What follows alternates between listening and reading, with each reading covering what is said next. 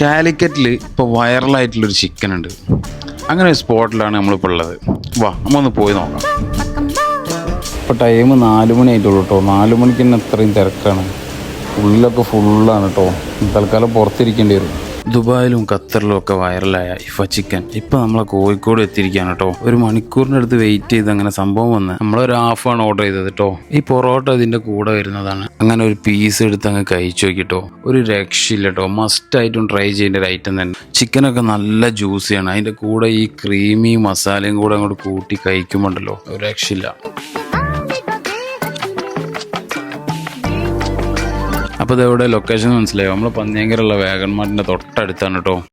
കാലിക്കറ്റിൽ ഇപ്പോൾ വൈറലായിട്ടുള്ളൊരു ചിക്കൻ ഉണ്ട്. അങ്ങനെ ഒരു സ്പോട്ടിലാണ് നമ്മളിപ്പോൾ ഉള്ളത്. വാ നമ്മൊന്ന് പോയി നോക്കാം. ഇപ്പോൾ ടൈം 4 മണി ആയിട്ടുള്ളൂ കേട്ടോ. 4 മണിക്ക് തന്നെ അത്രയും തിരക്കാണ്. ഉള്ളിലൊക്കെ ഫുള്ളാണ് കേട്ടോ. തൽക്കാലം പുറത്തിരിക്കേണ്ടി വരും.